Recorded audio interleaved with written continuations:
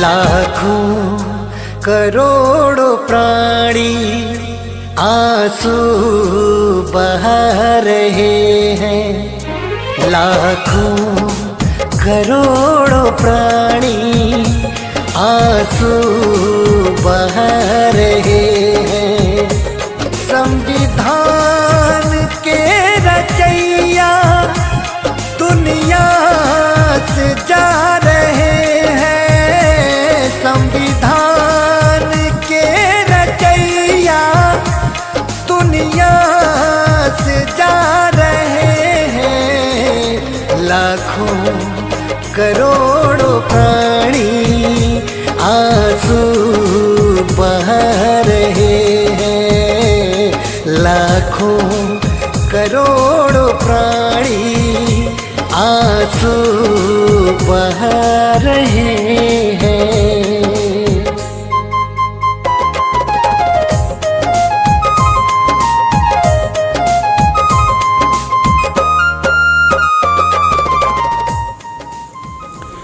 6 दिसंबर 1956 की वो काली रात जब बाबा साहेब भीमराव अंबेडकर जी ने भगवान बुद्ध और उनका धम्म पुस्तक की प्रस्तावना लिखने के बाद विश्राम के लिए गए। रात्रि सोने के बाद सुबह वो उठ नहीं पाए। पूरे देश में जब ये संदेश फैल गया, देश के हर कोने से हर कोई शोक में डूब गया और बिलख बिलख कर रोते हुए अपने मसीहा को अंतिम श्रद्धांजलि देने के लिए मुंबई चैतन्य भूमि की तरफ निकल पड़े। रेल पूरी तरह भरी हुई थी। सड़कों पर पूरा भीड़ उमड़ी हुई थी। वो अपने मसीहा को दर्शन करने के लिए बिलख रहा था, रो रहा था। अपने बाबा साहेब के अंतिम दर्शन के लिए चैतन्य भूमि बॉम्बे में पूरी रेलें भर भर कर, बसें भर भर कर, लोग पैदल या जिसके पास जैसे भी साधन की व्यवस्था थी मुंबई की तरफ निकल पड़े। वो बाबा साहेब जिन्होंने प्रबुद्ध भारत का सपना देखा था।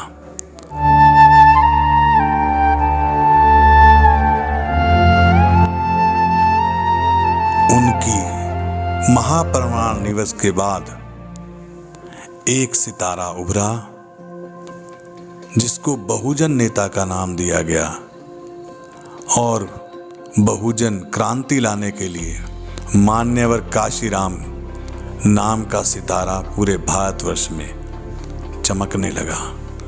बाबा साहेब को सपने को पूरा करने के लिए मान्यवर काशीराम ने पूरे भारतवर्ष में एक साइकिल मार्च निकाली। कन्याकुमारी से कश्मीर तक पूरे बहुजन 85% SC, ST, OBC, माइनॉरिटी सबको इकट्ठा करने के लिए ऐसी जन क्रांति लाए।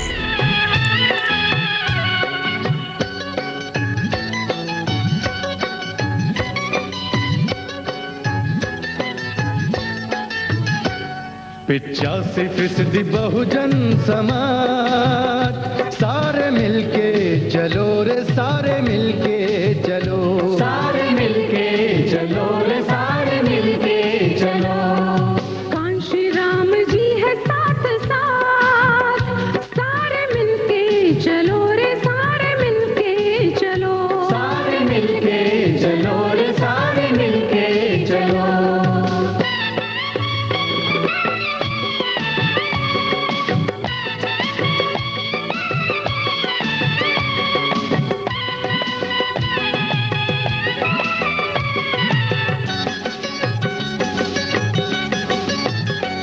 ये सिख भी हमारा, मुसलमान भी हमारा, मुसलमान भी हमारा, ये सिख भी हमारा, मुसलमान भी हमारा, ईसाइयों को भी संग संग साथ लेके चलो रे, साथ लेके चलो। समझ नहीं आ रहा था कि अब कौन बाबा साहेब के सपने को आगे लेकर जाएगा। इस बीच मान्यवर राजेंद्र पाल गौतम जी ने एक सपना देखा और मिशन जय भीम की स्थापना 27 अगस्त 2020 को की कि बाबा साहेब के सपने को उजागर अब हम करेंगे। भारत को तो प्रबुद्ध भारत बनना ही होगा, तभी भारत दुनिया के देशों में सबसे ऊपर निकल के आएगा।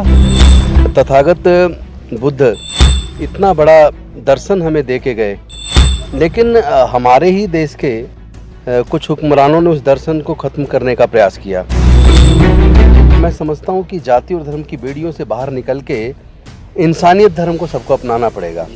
और तथागत बुद्ध का जो धर्म है वो इंसानियत का धर्म है, मानवता का धर्म है। आज वो समय फिर से आ गया है जब पूरे भारत को बौद्धमय बनाने की ज़रूरत है।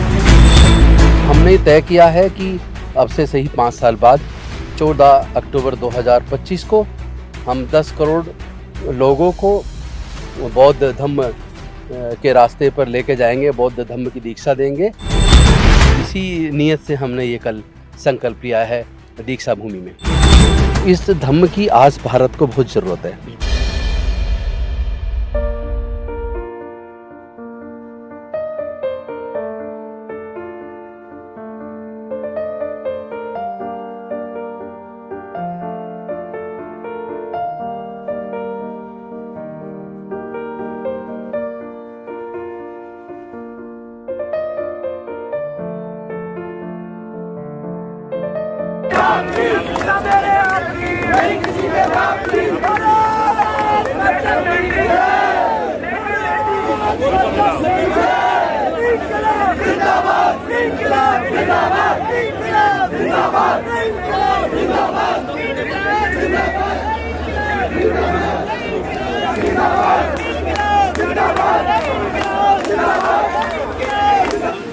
मिशन जय भीम ने एक प्रोटेस्ट कॉल किया था लैटरल एंट्री के खिलाफ। मेरे साथ दिल्ली के सोशल जस्टिस मंत्री राजेंद्र पाल गौतम हैं, जो मिशन जय भीम के संरक्षक भी हैं, और हज़ारों की संख्या में लोग आए हैं। मेरे कैमरामैन आपको दिखाएंगे।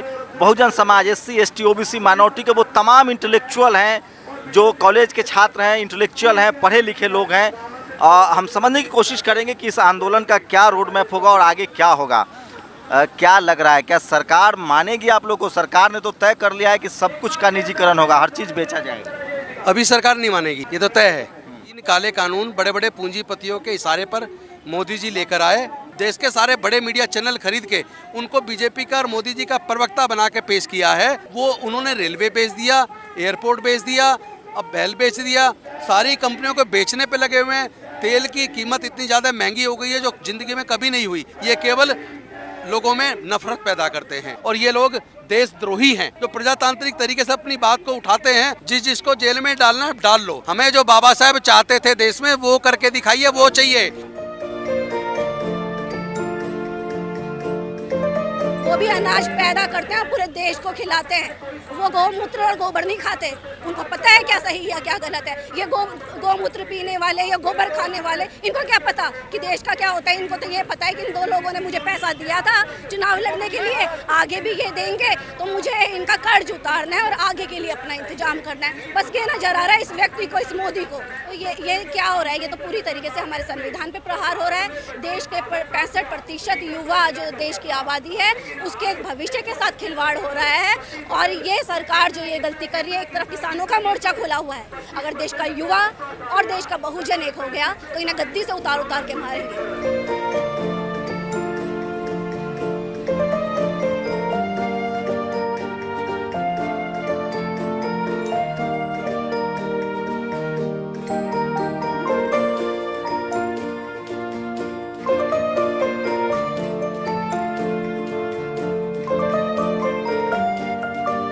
चलो आओ ऐ दीवानो भीम जी सरदार के पीछे।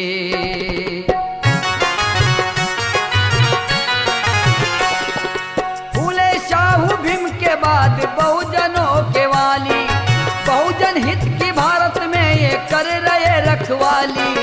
इस काम का किसी को भी मांगते ना दाम, वाजीवा धन्य कांशी राम, वाजीवा धन्य कांशी राम, वाजीवा धन्य कांशी राम, वाजीवा धन्य कांशी राम, वाजीवा धन्य कांशी राम।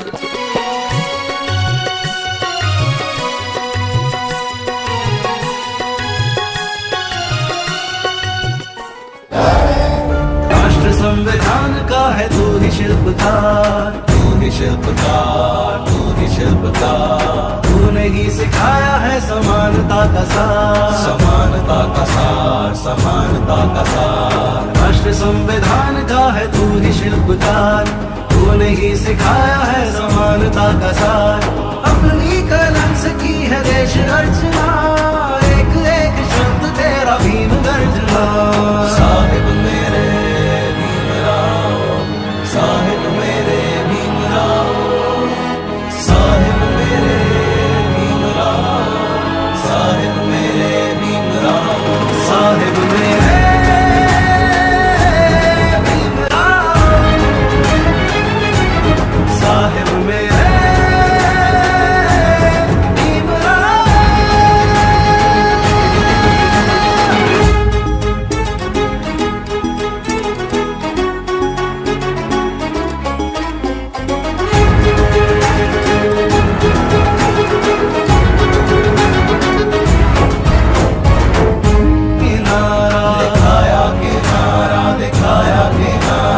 संकट में आया तू बन के सहारा, तेरी मशाल ने दिखाया किनारा।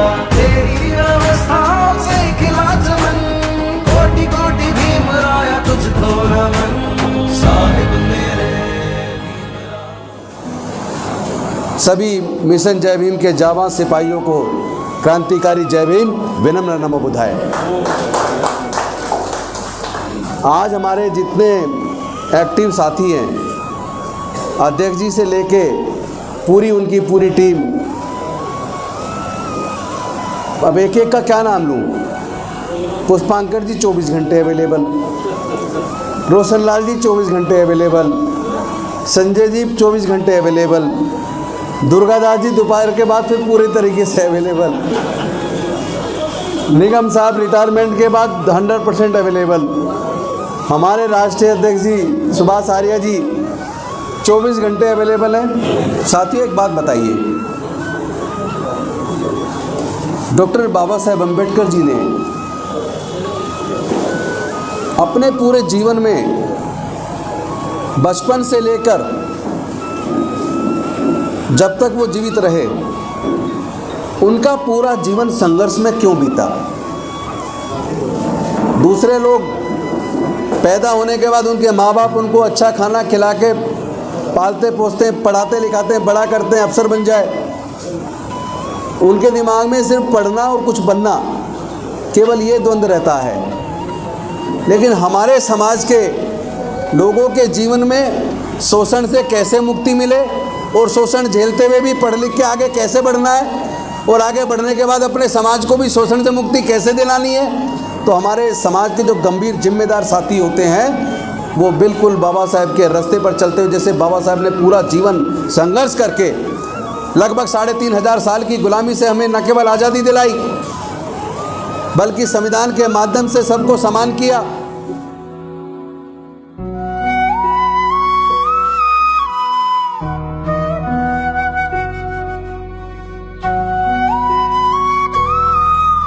जय भीम, मैं हूँ अशोक दास। ये नौचंदी गांव है और यहाँ मिशन जय भीम ने ज़मीन ली हुई है और यहीं पे कहा जा रहा है मिशन जय भीम की ओर से कि विपश्यना केंद्र बनेगा और एक सेंटर बनेगा जहाँ बाबा साहब डॉक्टर अम्बेडकर की, तथागत बुद्ध की बात होगी।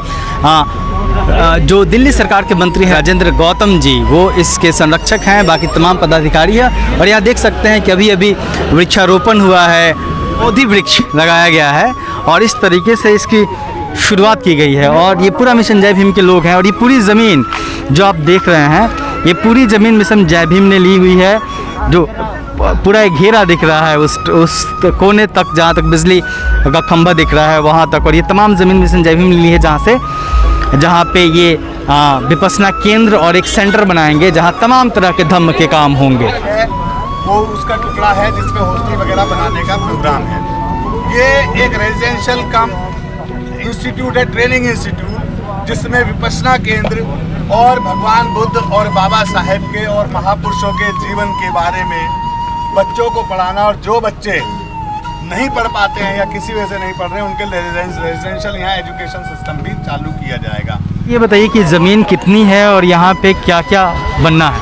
ये लगभग 6000 गज ज़मीन है, जिसमें एक विपश्यना केंद्र और एक कैडर सेंटर, जहाँ से हमारे बहुजन महापुरुषों के जीवन संघर्ष को हम अपने लोगों को पढ़ाएंगे, ताकि समता, मैत्री व भाईचारे पर आधारित न्यायपूर्ण समाज की हम भारत में स्थापना करके अपने बुजुर्गों की सांस्कृतिक विरासत को पुनर्जीवित कर, उसको संचित कर, उसको आगे बढ़ा सके। और जो बाबा साहब ने सपना देखा था भारत को बौद्ध में बनाने का, उस पर हम आगे काम कर रहे हैं। 2025 तक 10 करोड़ लोगों को अपने महापुरुषों की सांस्कृतिक विरासत में वापस लाने। बिल्डिंग बनने कब शुरू हो जाएगी और मतलब कितने लोगों की रहने की व्यवस्था होगी, क्या क्लासेज होंगे? इसमें पूरी मिशन जय भीम की टीम लगी है, उसका नक्शा बनवा रहे हैं। तो जो गवर्नमेंट की जो गाइडलाइंस, रूल, रेगुलेशंस हैं, उसके हिसाब से उसका नक्शा पास करवाया जाएगा और उसके बाद बहुत जल्दी ये बिल्डिंग बनाने। कब तक बनाने का है?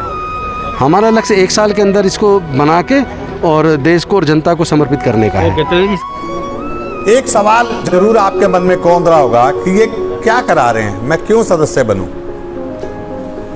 ऐसा सवाल कौनता रहता है। और इसी समय लोकसभा में एक बहस चल रही है। बहस चल रही है कि ओबीसी की जनगणना कराई जाए। ओबीसी कितने? 1931 में एक बार एक जनगणना हुई थी ओबीसी की, जब 52% ओबीसी काउंट हुए थे। उसके बाद से कभी भी ओबीसी की जनगणना नहीं हुई।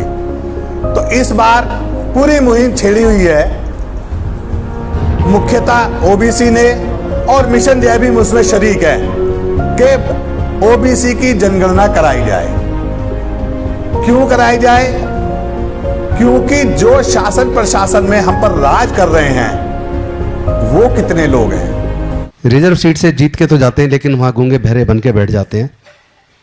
आपकी बात में काफी हद तक सच्चाई है, लेकिन आपके जो छोटे आने वाले भाई हैं ना, हम जैसे जो आ रहे हैं, वो बोलते भी हैं और अपनी बात को मनवाना भी जानते हैं।